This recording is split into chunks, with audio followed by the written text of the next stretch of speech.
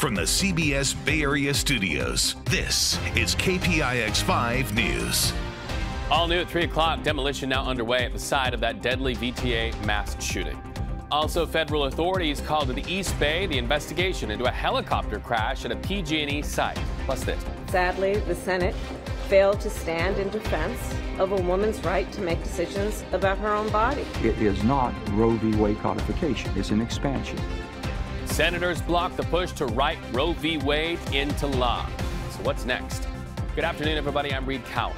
Our top story at 3 on KPIX 5 and streaming on CBS News Bay Area. You can see the carnage behind me. The NTSB investigating a helicopter crash outside that PG&E training facility in Livermore. Chopper 5 was over the scene around 10 o'clock this morning. Emergency crews were quick to respond. As you can see right there, it all came to an end in a parking lot outside the training poles for the Livermore Electric Safety Academy on National Drive. That's just south of Altamont Pass over there. 2 people inside were injured. One of them is the pilot. He was rushed to the hospital. The other person injured was walking on the outside, so that was a good sign. That person, though, taken in just as a precaution for evaluation, but we are glad to tell you both are expected to survive.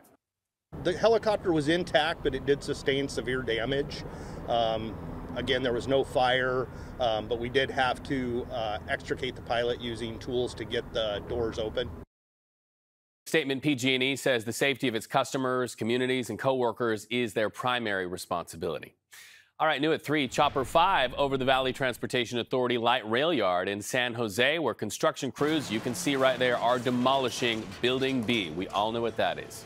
It's where 6 employees died in a shooting rampage last May. 3 other employees died in another area.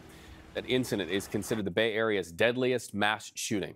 So the VTA says the demolition is going to allow the agency to move ahead with long-term maintenance and operational plans, and at the same time remove what is a tragic reminder for employees who are still recovering emotionally from the tragedy. You might remember back on May 26, 2021, 57-year-old VTA worker Samuel James Cassidy opened fire at the rail yard, killing 9 people. You see their faces on the screen. He then turned the gun on himself. The VTA says they plan to rebuild parts of the rail yard that were damaged in the shooting. All right, let's go to Capitol Hill now, where a Republican-led filibuster just blocked a Democratic bill to write Roe v. Wade into law. Natalie Brand brings you the update from Washington. To Wall Street now. More red on the stock market today as investors really try to process and digest the latest U.S. inflation data. And this is the result on your screen. The Dow fell 327.29 points. The NASDAQ, it lost as well, greater than 373 points. The S&P dropped 65. All right, so while the cost of gas and food continues to go up, there may be a glimmer of hope to tell you about in this latest economic data. Overall, consumer prices in April jumped 8.3% over last year. So what's the silver lining? And it's a small one. It is down from a 40-year high of 8.5% in March. It's going from an 8.5% to 104.7. All right, so there's always the but, right? CBS News business analyst Jill Schlesinger says inflation's fever has likely peaked and could cool more as the Federal Reserve raises interest rates further. Starbucks workers in Santa Cruz could make history today as the first to unionize in our state. Employees at 2 locations have been voting for a couple of weeks, and we expect those results very soon. We'll bring them to you as soon as they come in. The 2 shops employ about 60 people. They would join 7 other West Coast locations to go unionize. Starbucks, though, says they oppose the move. An economist with ties to the Bay Area is now the first black woman to serve on the Federal Reserve's Board of Governors. The Senate confirmed Lisa Cook to the board. She has a doctorate here locally in economics from UC Berkeley and was a fellow at Stanford's Hoover Institution. She was also on the White House Council of Economic Advisors during the Obama administration. Vice President Kamala Harris cast the tie-breaking vote after all 50 Republicans voted against Cook. Why did they do it? They argue she doesn't have sufficient experience with interest rate policy. All right, now at 3 o'clock, construction is on in one East Bay Island community. KPIX 5's Justin Andrews takes you to Alameda, where a lot of people there will be getting more company in the coming years. For almost 30 years. What a good-looking city. Well, Thrive City outside Chase Center is about to fill up with Warriors fans. A Game 5 watch party starts in just a few hours. You're looking live. If the Dubs win against the Grizzlies, they will move on to the Western Conference Finals. Fingers and toes crossed.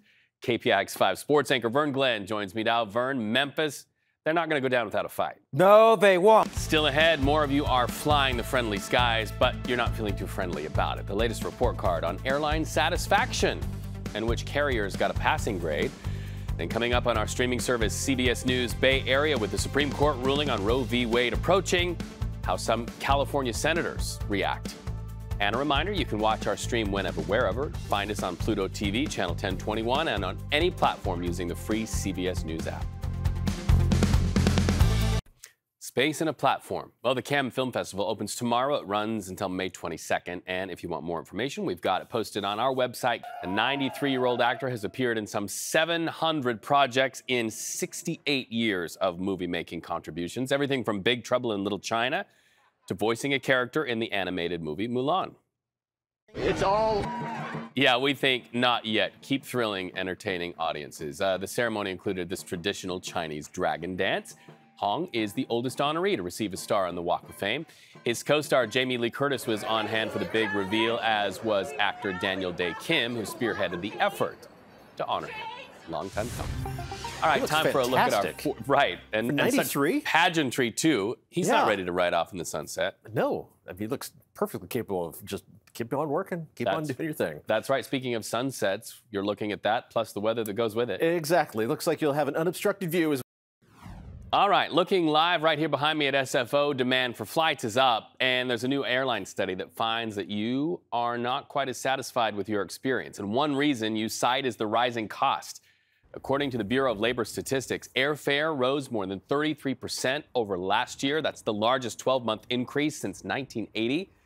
In the latest study from J.D. Power, JetBlue scored the top spot for the first or business class and for premium economy, while Southwest continues to lead customer satisfaction in the economy segment. Well, the study comes as carriers and airports really gear up for the busy summer travel season, which is expected to see pre-pandemic passenger volume go up. And your summer travel plans could get more complicated because of the rise in COVID cases, and more people may be inclined to buy travel insurance as a result. On CBS Mornings, travel advisor Peter Greenberg had these tips for you. All right, so another note for you if you're a traveler this summer. Airbnb recently announced that they're dropping cancellation exceptions for COVID. That starts May 31st, which means a host's original rules will apply. Times are changing yet again. Coming up, how you can get your hands on some top movie memorabilia if you have pockets deep enough. Coming up on the CBS. Maybe we'll boost decibels this time. I'd love to hear that. All right, I think we will. Thank you so much. Hey, May is Asian American Pacific Islander Heritage Month, so important. And for the past 40 years, one San Francisco event is definitely high on the list. It's a film festival that's become a platform for Asian Americans to tell their stories. KPIX5's Ryan Yamamoto and my friend talked to the festival's new director about the films that the director helps to curate and that they're preparing to open tomorrow night.